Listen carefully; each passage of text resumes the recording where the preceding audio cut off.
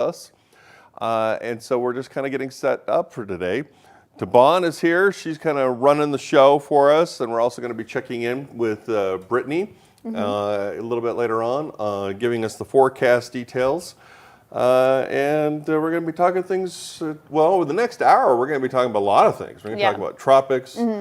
And we're going to spend about a half an hour, about 40 minutes or so, I think, with Josh. And then afterwards, we're going to talk a little bit more about the flooding that's been going on. Flooding in New York. Yeah, I mean, crazy video out of there. We saw a fire NATO in Utah. That's pretty fascinating. Yeah, it is. The more I look at the video from that, the more interesting that it is. Yeah. I mean, it really is a fire NATO, which, and again, we see these often, but they're very short-lived. Yeah. And they're still impressive. But this was a different situation. This one had debris. I mean, just wait till you see the video if you haven't seen it yet. Yeah, it exactly. is wild. You think the fire would be bad enough, but then you have the NATO part of it as well. So first of all, Josh, tell us how you're doing this morning. Good, getting going. As anyone who follows me knows, I'm more of a creature of the night. That's when I have the most sort of like creative and most hurricane-y energy. So I would just say I'm kind of not on all cylinders yet, but getting there. Honestly, because I know that sometimes you have this weird sleep thing where you go to sleep a little bit and then you're up like during the overnight hours. And then, because that's when, it, like you said, the creative juices happen. When it happens, it happens. You got to go with it. Totally. And actually, I've done some reading on this. In the 19th century, before we got on our sort of current modern schedules, this was a common sleep pattern. People would go to sleep for a few hours, wake up in the middle of the night, do some reading or other kinds of activities, then go back to bed for a few hours. It was almost like sort of an eye during sleep, kind of like a break halfway through from the sleep. This was actually very common. Wow, I did not know that. That makes me tired thinking about it. Yeah, it does make me tired as well. See, usually what happens to me is I go to bed and then I wake up and I can never go back to sleep again. And so that's my deal, which is not necessarily good. Hey, what are we going to be talking about today as we talk about the tropics here? We're about a minute 30 out from switching over to the TV side too. I mean, of course, we're going to talk about 93L. It's it just seems like it's been stuck on the weather map now forever, and it's like it's one of those things we've just been sort of watching. Has been teasing development, but for a variety of reasons, sheer then landed direction, everything else has not totally gotten going, but it is going to be some kind of a weather maker, maybe a significant one on the Gulf Coast. I think that is, for better or for worse, that's our big topic this morning in terms of the tropics. Yeah, no, I agree. I mean, we're now into the middle of July, which is crazy to think. Yeah, I can't believe we're already in the middle of July. Right? Yeah. And so, it's like we're all waiting for the hammer to drop. We're all waiting for, something to happen because it's going to happen. Yeah. I mean, nobody wants to jinx it either, so nobody wants to talk about anything. So we've got to. I'll talk about it. Yeah, no, that's true. You don't want to say the name Dexter. No. Although that's a pretty good name for a hurricane. I mean, it's that show about the serial killer, which I don't like. Oh, is it? It's really? a good show, actually. I don't know anything about anything. So I got the pop culture references for you, Dr. Jim. Well, that's why we have Tabon, because she keeps us on the straight and narrow. Okay, guys, we are about 18 seconds out from switching over to TV, so we're going to be quiet for just a few seconds. You can click on that QR code, which will allow you to watch us on TV, or just keep right where you're at. We're going to be with you here in about 5 seconds.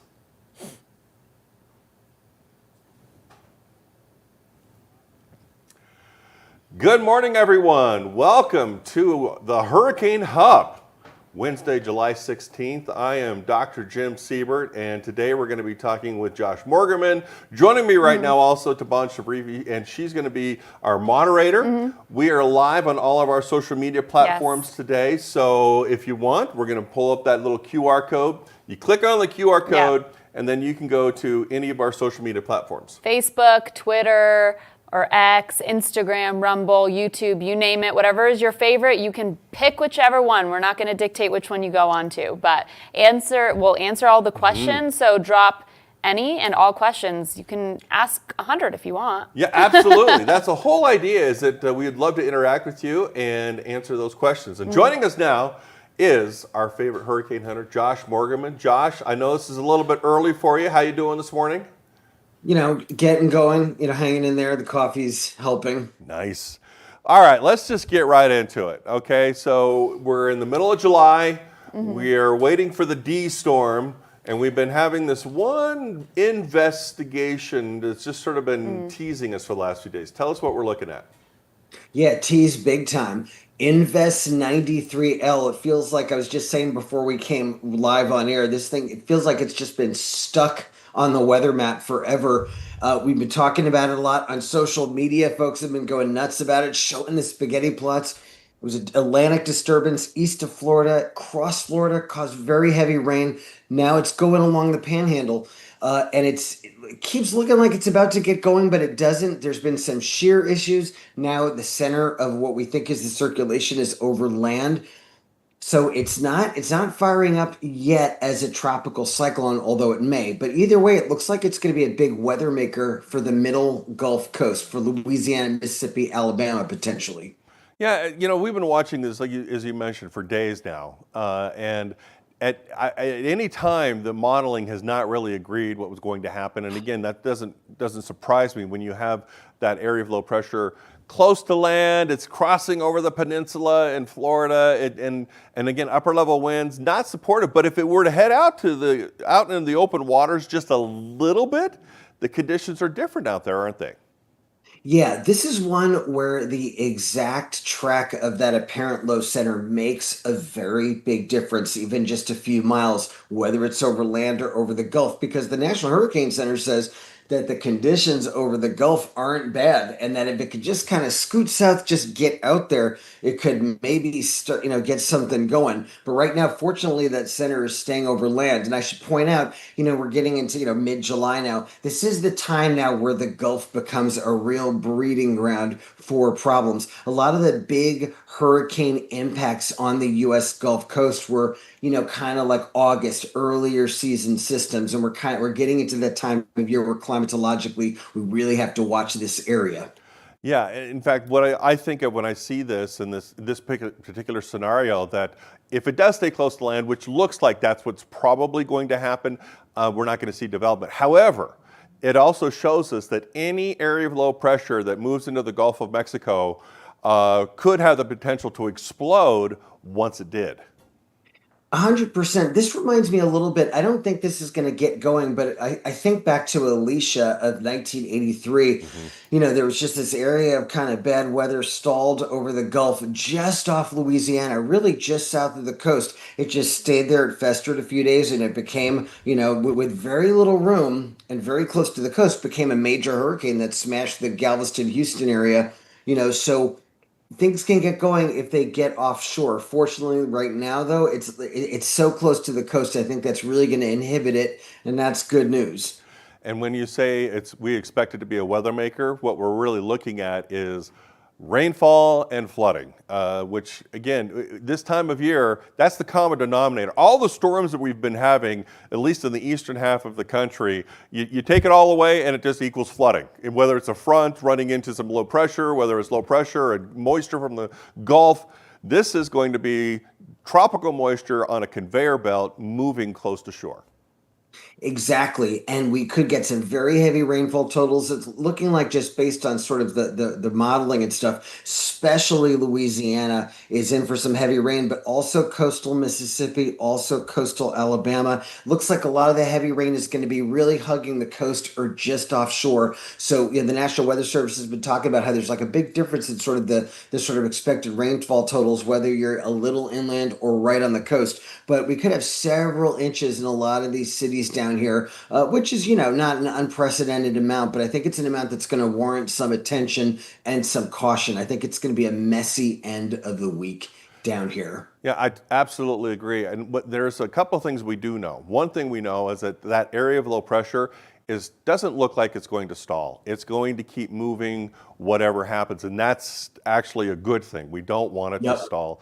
But the other concern that I've just been thinking about recently too is, since it's going to be close to right along the coast, there's a lot of people on vacation right now, a lot of people on the coast. I think they could have some rip currents and some issues like that that we really haven't talked that much about. Yeah, I think that's the most important because people like to hang out at the beaches. If you're visiting from somewhere that doesn't have a beach, there's a lot of things you're not aware of, checking for the flags, which is so important, making sure you're swimming near a lifeguard, especially if we've got some dangerous currents out there. Well, and we do, I mean, it will be breezy to windy, Yeah. but we're just not talking about, hurricane force winds. Right. So we're not talking about the best beach weather, at least for now. Yeah, at least for now, and a lot of heavy rain is going to be possible as well. So still something we'll continue to watch for. And again, make sure you're asking us some questions. We're going to head on to social media here in a couple of seconds, and we'll continue to ask those questions, and then we'll be back in a couple of minutes on air. Yeah, that's right. So click on the QR code. That's how you get to us if you want to watch us online. That's how you interact with us the easiest. And look at all the ways you can. There's so many different ways you can interact with us now, which I think is fantastic. Ask us your questions. Also, let us know where you're at so we can be more specific about it. And we'll be right back in just a few minutes. Yeah, and wait for this. We've got a question for Josh, so hang out with us on social media. Ooh.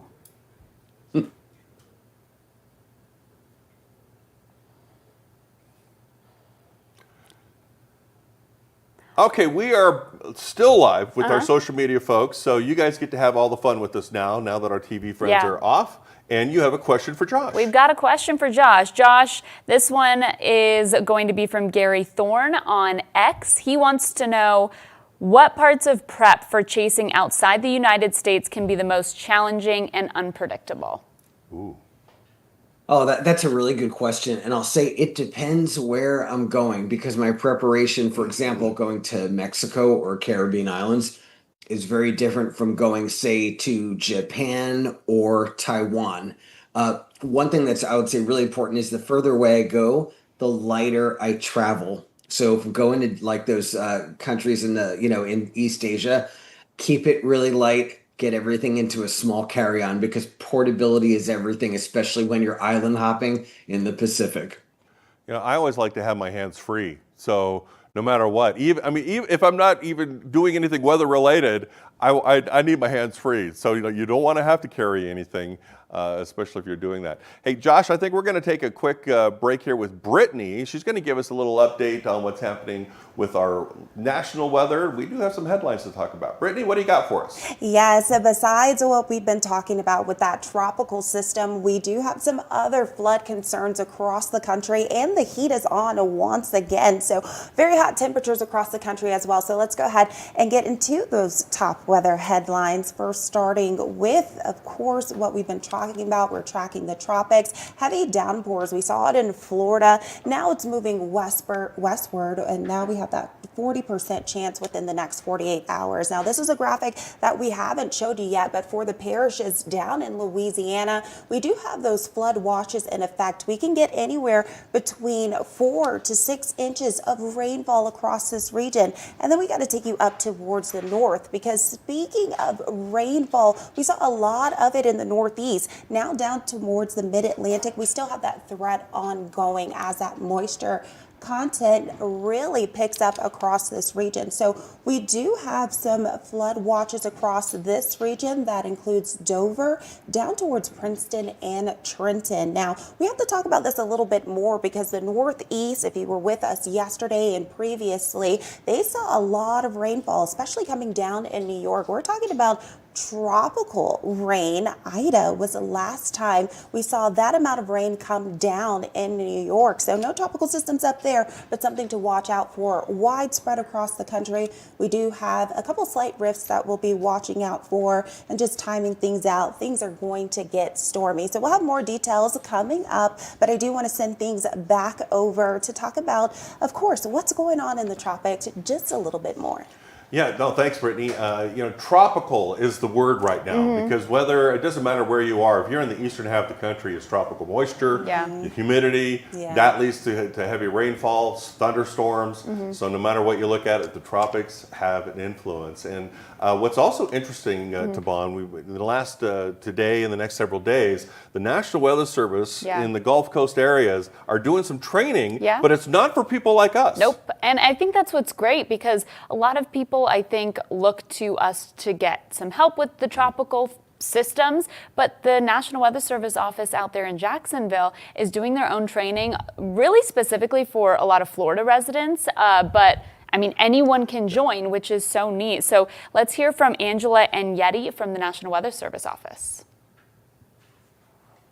Looks like we've got a second before we can send things over to her, but we spoke to her yesterday. Jackie did a great chit chat with her, talking about the experience for what people can see and hear during the lesson. So, and it's applicable. I mean, not just to for everyone. Florida. Yeah, it really is Yeah. applicable to everyone. Let's take a listen. Now we do have this program called, geared towards Florida, Florida Tropical Training Week. So certainly, if you're a Florida resident, if you're new to the state, but anybody that lives in the path of a tropical cyclone could certainly glean some from education from this training.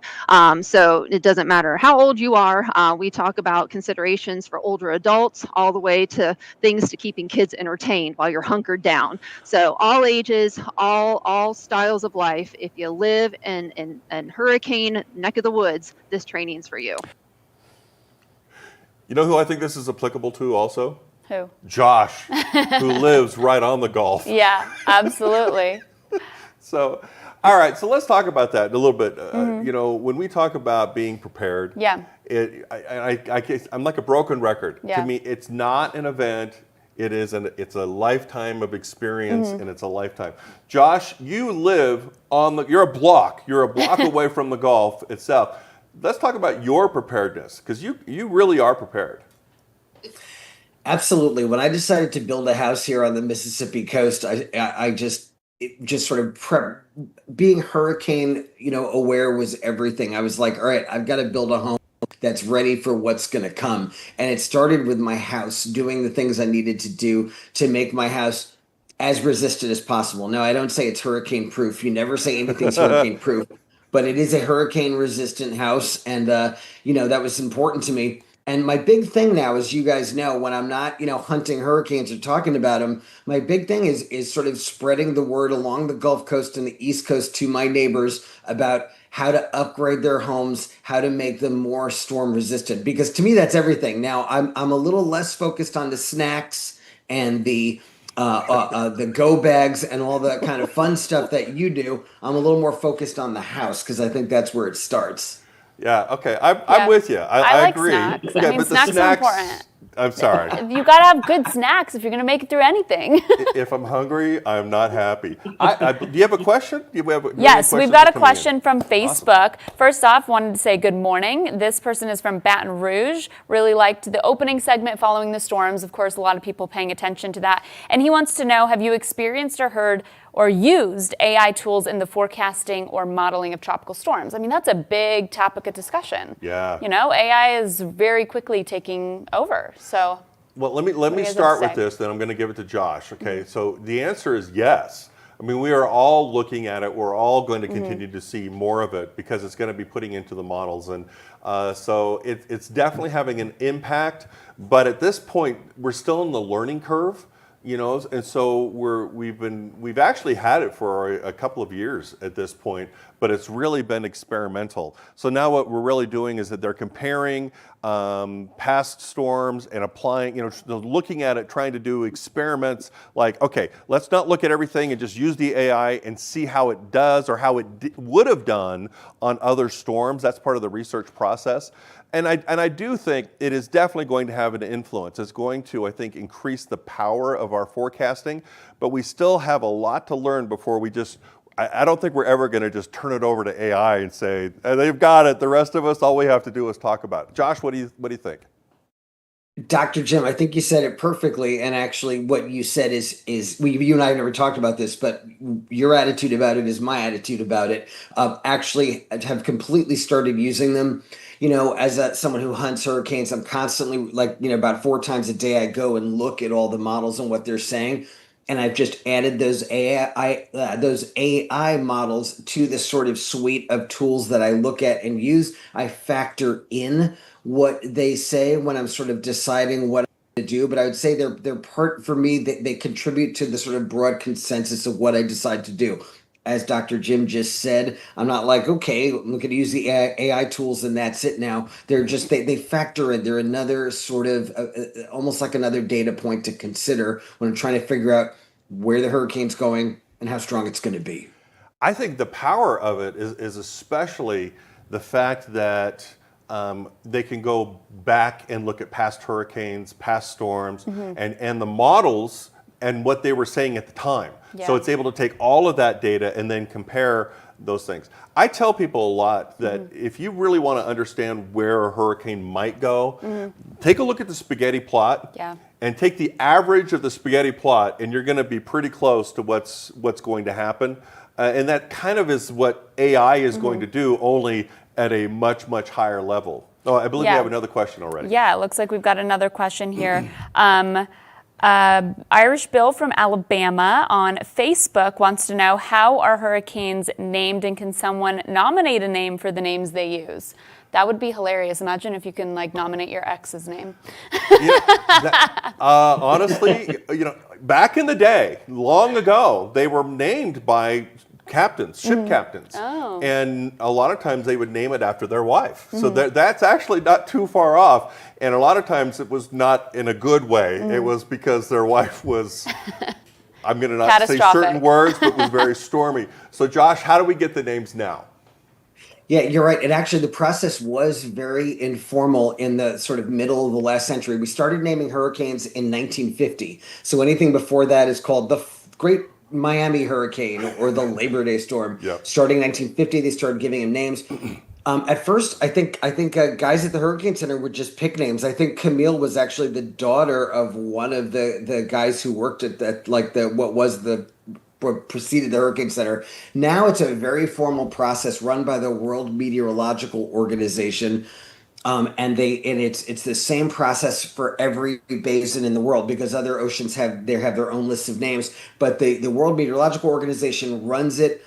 Different countries in the affected region can sort of nominate names, and then the list will be. There's a bunch of lists, and the lists have names that reflect the cultures of all of the countries that are sort of affected by tropical cyclones in that ocean, and they try to really mix it up. So in the Atlantic, we have English names, we have Spanish names, we have French names, because of all the different kind of cultures on the Caribbean islands and everything else. But in terms of nominating, it's actually apparently it's very that you're not going to get through to anyone. It's all done by a committee, and there's no sort of special cases as far as I know. And they argue. They argue about it. It's a big deal. It really is. It is. And then also the other part about this, it has gone. So you have to go back and forth, female, male, and more ethnic, less. And so it has to rotate. And then for here in the Atlantic, we have 6 years of lists, and those 6 years is how we keep track of everything. Also, quickly tell people, just in case maybe they're not familiar, when we retire names, what's the criteria needed for those names to no longer be put on the list again? When it's a really, really bad storm, where there's either a lot of damage or something happens, it's historically significant, then the name is retired from that point forward, and that makes sense, because we don't need to have another Hurricane Ike, we don't need to have another Hurricane Harvey and things like that. It's and it's somewhat subjective. There's not official criteria, like if this many people die, there's this much dollar damage. It's sort of subjective, but the committee at the end of the year decides, which names get replaced. Certain names reappear every 6 years. They just don't get retired because that storm has never been bad. We keep having Barry and Chantel. We've had them forever and ever. Yeah, my wife's name is Debbie, and so Debbie has also been around. Okay, we're about to go back over to our TV side, so all of our friends on social media, stay with us or click on the QR code to watch us on TV. Keep those questions coming, and we'll be right back in about 5 seconds. Good morning, and welcome to our Hurricane Hub this morning. I'm Dr. Jim. Josh Morgerman, our hurricane hunter, is here, and also kind of keeping track of our social media and keeping us online, also, and keeping me in line. It's me. And so we're live on all of our social media platforms, and we want to hear from you. Yeah, you can just click on that QR code, take a photo of it, go to any platform that you like, whether it's Facebook, X or Twitter, Instagram, literally all of them, and ask us your questions, and we will answer them right now. Right, and Josh Morgerman is also here with us, and as he always is. Yeah. So the Doctor and the Dude is happening this morning as we're having some fun together. So Josh, we've been talking about Invest 93. Yeah. And it's definitely been kind of, not really a head scratcher, but it's just been one that we're watching and just waiting for something to happen. Totally. Like I said earlier this morning, it just feels like it's been stuck on the weather map forever. I feel like I've been checking on it forever. What's so interesting is that it's been pretty well defined. I mean, we've been watching it on a radar. You can almost see what looks like a cyclonic circulation. It's looked at various points over the last few days. It's looked actually quite impressive on the satellite imagery with broad arcing cloud patterns. But the computer models across the board have pretty much always hated this thing. They've always been very bearish on it, meaning they've mostly not seen a lot of development. One of the exceptions was the German global model called the Icon. It was very aggressive for a couple of days, run after run, showed a hurricane moving into Louisiana. But even the Icon has backed off now, and it looks like the models across the board are not terribly aggressive with this thing. That said, looks like it's going to be a big weather maker on the northern Gulf Coast. Yeah, and as we're watching this storm, a lot of eyes are on it because, knock on wood somewhere, it's been a relatively quiet start to the season. But for folks watching and paying attention, where are we in the season right now in relation to how long it lasts? Yeah, another way to ask that is, are we safe? And Josh, I think you have a really good answer for this. Yeah, so it's technically still quite early in the season. If you look at the graph of typical hurricane and tropical storm activity, when it really starts to ramp up, when you really see it go boom, is actually August 10th. So in my mind, anything before August 10th is kind of early season, and that's where we are. July is early season. We're already up to C, meaning we're actually ahead of schedule technically. And Chantal was a pretty strong tropical storm that had a pretty good impact, in the Carolinas. So it's not been a totally dead start to the season. Maybe not as busy as some of the previous ones, but we are getting to the time of year we're just about to sort of, you're on the roller coaster, you're at the top and you're looking down and you're just about to go zoom. We're at that point. We're just about to go zoom. Yeah. And, just piggybacking off of that with Josh talking about the season and where we're going, Kyle from Chicago, kind of asks a very similar inline question. What about after 93L? Are we, quote unquote, safe for now? Dr. Well, Jim? I think the answer to that obviously is no. Because as we look at things, keep in mind too, right now, we really haven't had anything to stir up the Gulf. And so the waters are already in the 80s, some approaching middle 80s. Yeah. And it's not just on the surface, it's the depth of that heat is starting to go down. So the deeper the water that it's warm, the greater the engine can be as it wants to turn. So once an area of low pressure does move over the Gulf, especially if it goes into the central parts of the Gulf or swings into it, we could see something explode there. Also, if you go into the Caribbean, into the Atlantic, there really hasn't been much happening there either. So the more time we have, just think about the ocean is being heated by the sun. So energy is just pounding these areas. That energy is getting stored and at some point will want to be released. Josh?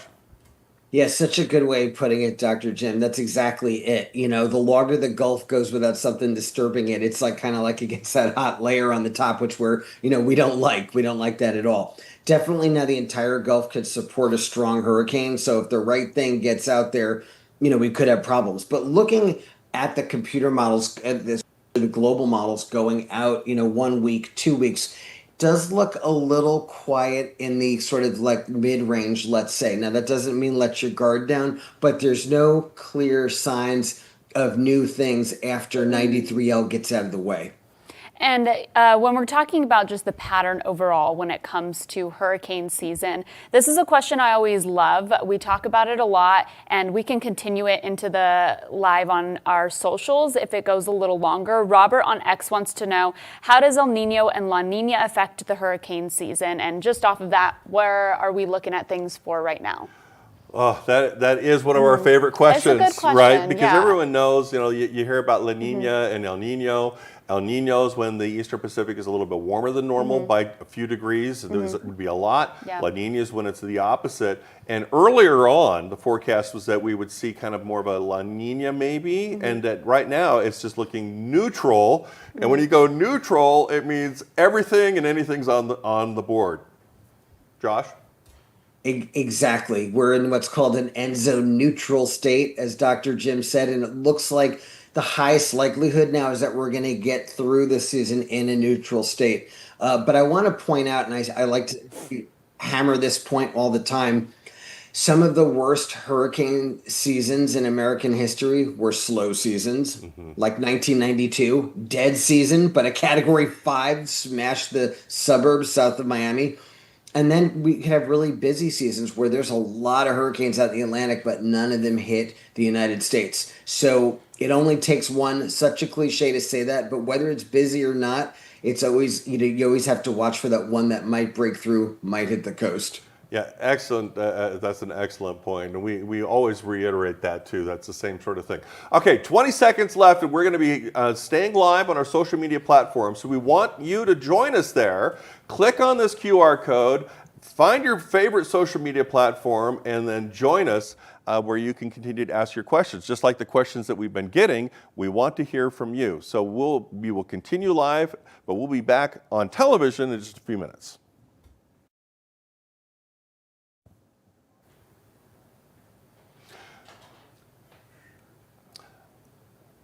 Well, let's finish this real quick with Josh about El Nino or La Nina, because again, we talk about this all the time, and what we're really talking about are global weather patterns, because that's what this is. Yeah. And again, it's really interesting to note that we are still in the early stages of understanding these kinds of things and their influence. And for me, as a scientist, I would love to have 100 more years of data before I would feel comfortable in really, stating we know this, we know that, because we're still kind of we're at the baby step stages, wouldn't you say, Josh? Absolutely. I mean, again, Dr. Jim, it's like I'm always agreeing with you, and I hate that because it's better How if we're, cute. it's better TV when we're disagreeing. But I'm sure we could. absolutely, we need more data. One thing I'll say though is that another big factor to consider is what we call the multi-decadal phases. It looks to us look, we have 175 years of good data in the Atlantic. And it looks like we have 20 to 40 year cycles of hurricanes where we have like busy phases and then slower phases. The 70s and 80s were pretty dead for the United States. There were a couple of bad ones, but, they were kind of dead. Right now, we are in a very, very busy phase for Atlantic hurricanes, specifically for American hurricanes. The amount of big hurricane impacts we've been getting since 2017 is extremely busy compared to the historical average. So we're in a busy phase right now, and that factors into my thinking about the season too. That all other things being neutral, we're in a busy Atlantic phase. So I kind of, in my back of my mind, I expect a little more. Yeah, absolutely. And again, I'm going to agree with you, Josh, just because I think you're very smart. So we're going to stick with that one. All right. Hey, Josh, we appreciate you joining us this morning. Always love talking to you. And it's funny how the time just seems to fly when we start talking about tropics together. But of course, we will continue to have Josh joining us throughout hurricane season. And have a great day. We'll talk to you real soon. Great to see you guys. Thanks. All right, we're going to change gears just a little bit now. Instead of talking about tropics, we're going to talk about, that was earlier, that moisture we were talking about, tropical moisture and the flooding. So we're going to talk a little bit more about Central Texas. Yeah, there's a lot that we've been watching over the last couple weeks, and it feels like a lot of what we've been tracking has been to flooding, whether it's Texas or the Northeast. So we're going to take some time to break some of that down. And we want to hear from Tony Dickey with the United Cajun Navy chaplain. Everybody was out there doing their best to recover, find loved ones, and all of a sudden we get alert. Rain comes in. Guys, you got to get out of the river area. You got to get to high ground. You got to evacuate. That it just put it to a whole different emotional plane. I mean, it just hits everybody so hard. They want to be out there. They want to bring them home. So that was just a couple of days ago, after we had more flooding possibly in central Texas with those storms. And so it's still on the edge. I mean, the first responders are still first responding to a lot of folks, and it's been more than a week. So Brittany, maybe you can give us an update on the flooding potential and the situations that we're dealing with, especially in Texas. Yes, well, the good news is we have better days ahead, but of course we have to recap how much rainfall we saw, at least over the past 48 hours, getting over 8 inches of rainfall, close to 9 inches of rainfall across the same area. So we did see flooding reoccurring. But as I mentioned, looking at the glass half full, we are seeing clear skies across the region within the last 3 hours. Now, we're still worried about this disturbance, especially down by Louisiana right now, still bringing us some rainfall, that broad area of low pressure. So what does this mean for Texas? We're going to break it down for you. But first, let's talk about the river gauges. Now starting to at least slow down just a little bit, and we are back towards good conditions across this region. But let's talk about it when it comes to the moderate risk, when it comes to Louisiana and pushing more so towards western portion or eastern portions of Texas. This is where we have that excessive rainfall risk. So let's get into more so of the details, because the reason why we have this flash flooding risk is because in some of these areas, especially in those parishes, we can see over 15 inches of rainfall within the next 5 days. That is what the National Weather Service is predicting for this region. So let's go ahead and get into the forecast. As far as central Texas goes, we're not completely dry. We'll see some isolated showers, but when it comes to flooding, none of that concern. More so for Louisiana with the heavy rainfall. As mentioned, over 15 inches of rainfall isolated is possible if it continues to ride along the central Gulf. Now, we are paying attention, of course, to that heavy rainfall for Louisiana, but when we get the rainfall, even pushing in towards Houston, flood concerns are going to be possible as we get more so into Friday. So we're really tracking that area of low pressure. But when it comes to the rainfall, at least for Houston and other surrounding areas, it's looking like less than 4 inches of rainfall possible across this region. And then as we get into the end of July, things look to be dry for central Texas, and that is always the good news. But San Angelo, Texas, here's a look at your 7-day forecast, and you can see that we are dry all the way through. We're even getting peaks of sunshine. So, I mean, when it comes to those weather rescues, that's always a good thing, because they were having such a hard time dealing with some of that rain coming down. But I do want to send things back over to talk about this a little bit more in detail. And Dr. Jen, maybe you can give us some more of your expertise. You know, unfortunately for our friends in Texas, this is the time of year, just about anywhere in Texas, you can have flooding. Even in West Texas, where it's considered dry, because the humidity is just being drawn in from the Gulf, and so that's one of the things we have to watch a lot. I mean, even in the wintertime, Taban, you could still have flooding. Yeah. Because the water is still warmer than the air itself, and so I know you've been tracking this, and you've been on top of this story from the very beginning with what's been happening into Central Texas, and how quickly conditions can change there. So quickly. So I think a lot of us just have worked in Texas too, so we have such familiar ties. And the flooding started right around the San Angelo area and the Concho Valley, and that's a market that I used to work in. And seeing 5 to 12 inches of rainfall in that short of a span, I mean, it wasn't something that I saw when I worked there, and it just flooded so quickly.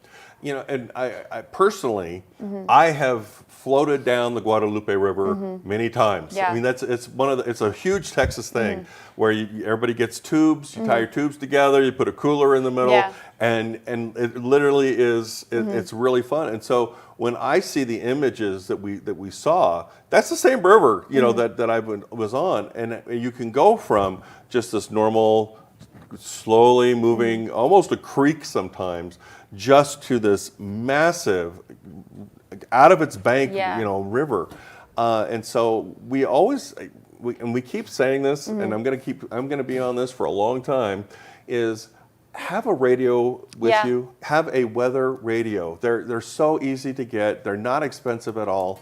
No matter where you are. Because I will say this too, cell phone reception in that part of Yeah. Texas stinks. It's not very good. On a regular day. On a regular Yeah. day, exactly. And I don't care if you're in Texas or anywhere. If you're out in the wilderness and you're hiking, Yeah. weather radios are set up on that AM kind of band, so it can go a lot further than normal radios. So if you're like in the middle of Utah, you're in the middle Yeah. of Colorado, you can still get those warnings if they come down. Yeah, it's just a helpful thing to have. A lot of them can be solar powered, hand crank, so you don't have to rely on any sort of charging in order for it to work as well. And I think you could get them for like $20, something Yeah, like that. exactly. Like they're not expensive. What I like about, because I obviously have several of these, but one of my favorites, and you just mentioned it, it's a hand cranked one. Yeah. Because I can recharge my cell phone Yeah.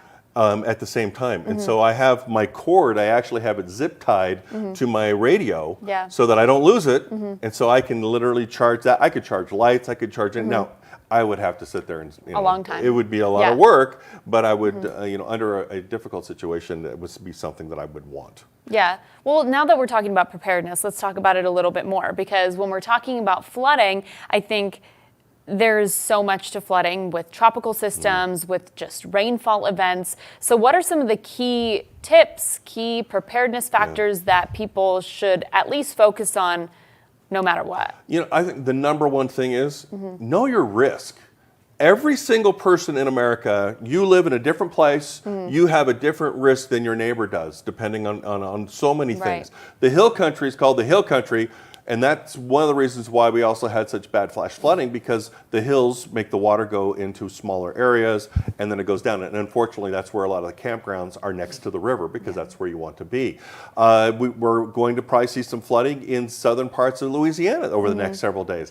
Very different topography. It's very, very flat. And so the water doesn't really have anywhere to go. So in the hill country, you tend to have these floods that would wash away things.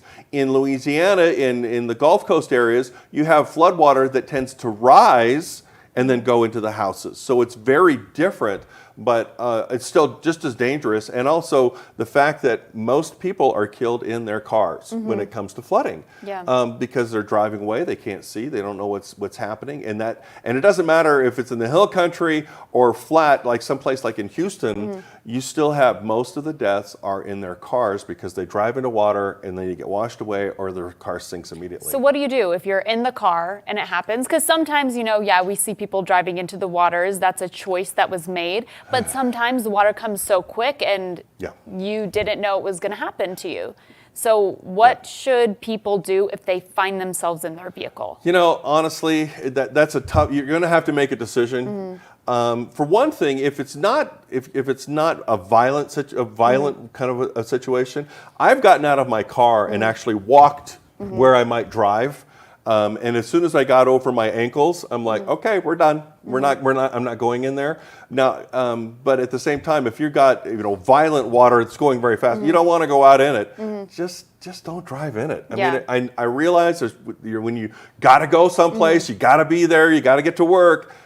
It's just not worth your life. Now, coming up here in the next segment, we're going to be showing some more viral videos that have to do with flooding, because you don't have to be just on the Gulf Coast to have flooding that comes up from below. Yeah, and you're going to want to see this if you haven't seen it yet, because some of the videos coming out of the Northeast, you don't see videos like this with the New York subway system and just how high the waters get, especially in some of these major cities. And again, knowing your risk. Yeah. Even if you live in New York City, you have a risk for flooding, depending on where you live. And so you need to understand that. And by the way, sometimes the elevators will go down below where the flooding is. So there's, again, everybody has to figure that out. If you know that, you're going to be in a better position. All right, so we're going to be live on television. We're going to be live on social media. We want you to join us on either side. And so if you're on our social media platforms, you can ask us questions, and we'd love to interact with you. We're going to be back live here in about 5 seconds. Any question goes.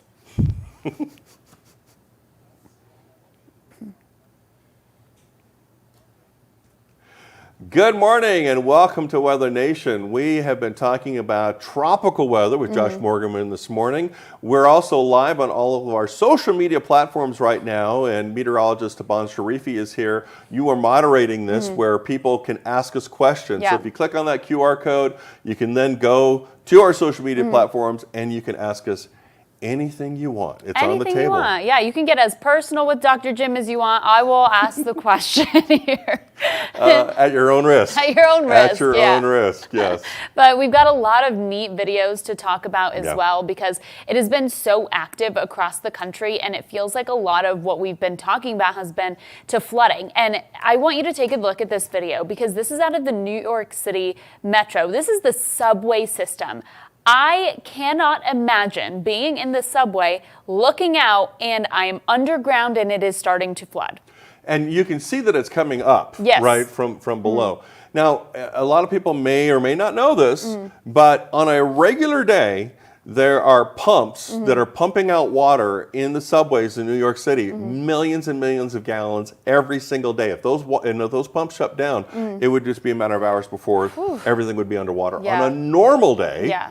and so when you have a lot of rain coming on top, that's why you have the flooding down here. Yeah, and this specific video here, so this was posted on social media. I guess this train was stopped at about 28th Street, if you're familiar with that region.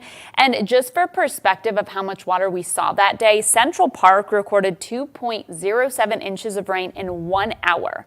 In 1 hour, so that tops the second highest amount recorded in an hour at that station. Yeah, and so you a also, lot. again, we've been talking about this too, knowing your risk. Okay, 2 inches of rainfall in New York Yeah. is very different than 2 inches of rainfall in Florida. Texas. Yeah. You know, where, especially like in Houston, Right. yeah, you'd have some, possibly standing water at a few places, but you wouldn't see this. No, you wouldn't. So that's a really scary sight here, especially when you're underground.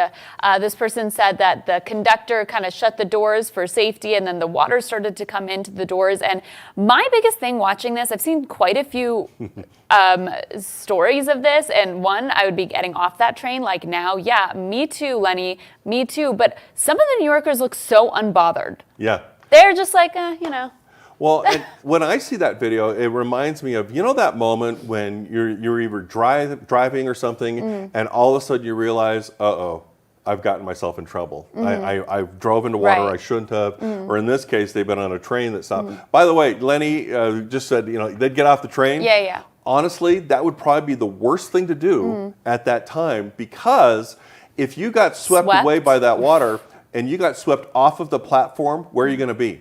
In a tunnel. Yeah, that's in a scary, tunnel too. filled with water. And so, I get it though. I know. You there's just want sometimes out of there's the not- situation. Right. Yeah. There's sometimes there's not like good answers. Yeah. There's like worse answers. All right. So let's go. I think we have some more videos to talk about. And again, it's just the more we see, the more again it's harrowing. And this is a rescue video here out of McGregor, Texas from July 13th, this past weekend. And you can see, you can still see more than half of the car, but that car's not able to go anywhere. It doesn't take a lot of water in order for your vehicle to be swept away by floodwaters. And something you have to remember also is that, yes, that person put themselves at risk, but they also put the first responders at risk. Yeah. That are now saving them. And in this case, okay, this is near Waco, all right? Yeah. This is not a surprise that you had flooding Right. going on, right? And obviously this looks like a Suburban or something a little bit taller. That's Yeah. like, I can probably Big car. get through this.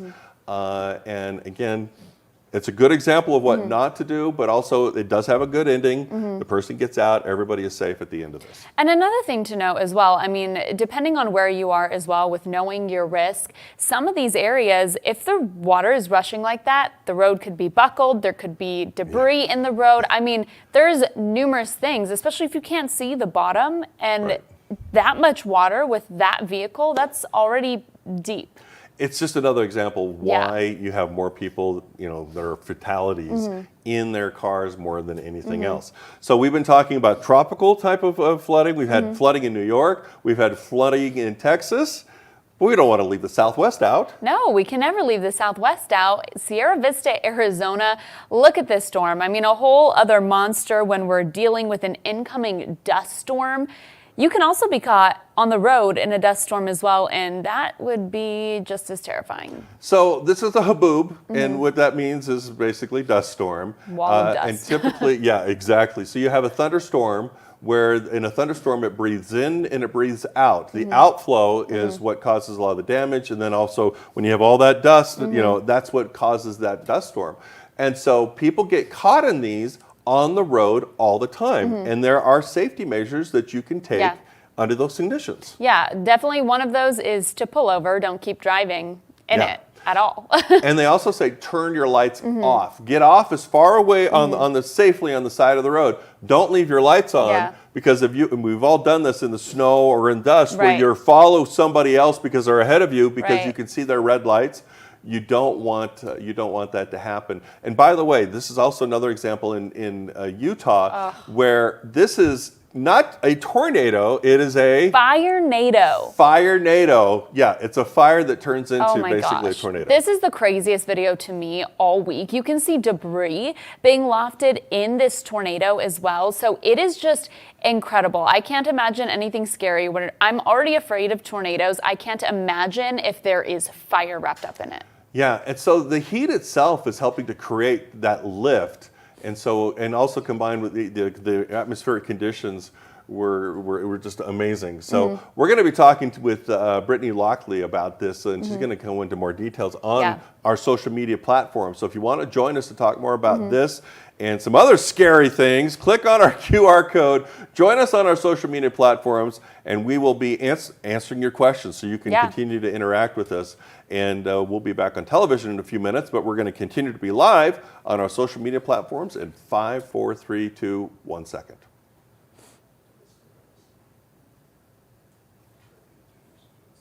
Okay, so we're still live on our social media platforms. And you know what, honestly, I love this. I love getting the questions. I love interacting with everybody. And when you see videos like this, you can't help but get a reaction. Yeah, you really can't. I mean, it is incredible. And I think a lot of people want to know, well, how the heck does this even happen? So Brittany, you've got to tell us how this happens.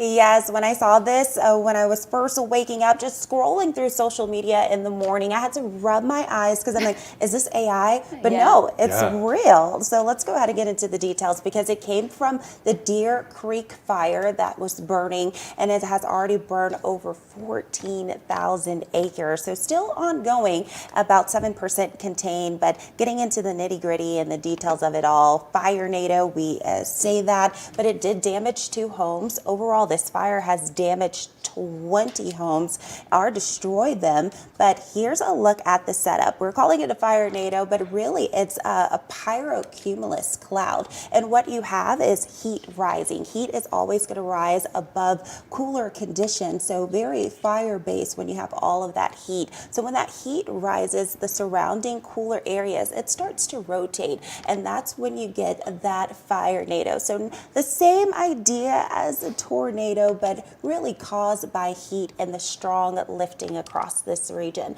But we have other fires burning as well, and this is some Grand Canyon fires just to the south of Utah in Arizona. So it's sad because, of course, the Grand Canyon National Park, we don't want anything to happen across that area. But today we will see some showers and thunderstorms roll across this region as, of course, it's monsoon season.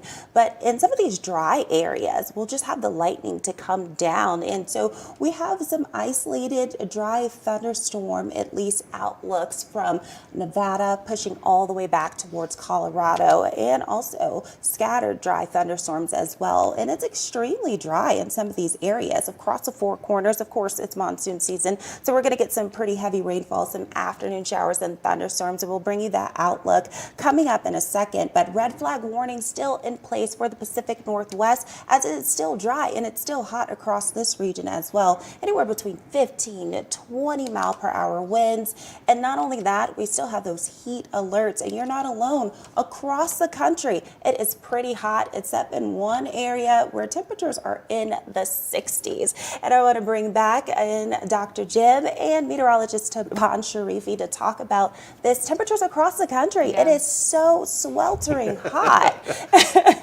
You think it's summer, Yeah. right? Oh, it's the middle of July. Yeah, I know it's your favorite. Brittany loves it. She loves the heat and she loves the cold. She just loves those extremes. I'm not complaining, Dr. Jim, not my complaining. But that's okay. We can absolutely understand that. So, Brittany, thanks for that. My new favorite words of the day is pyrocumulus. Yeah, there you go. Pyrocumulus. And that's a real thing. We're not making that up, by the way. No, we're not, but it's definitely not in my day-to-day vocabulary, I'll tell you that for sure. Well, I want to thank everyone for joining us on our live today as we've been on social media and television at the same time. Yeah. Keep that conversation going. Yeah. Now that you've you clicked on it and you have our social media platform, you know, we still like to interact with you, even if we're not live on television. So continue to ask questions, share your videos. Yeah. We want to, we want, excuse me, we want to hear from you. So thanks for the interactions today. Devon, it's been fun. Yeah, it's been fun, and I'm glad we got to talk about everything viral that happened. I'm glad we talked about what's happening in the tropics. And yeah, of course, if you've got any questions at all, you can still ask them, and the next time we do this, we'll answer the questions. All right. We will see you soon. Thanks. Have a great day, everybody.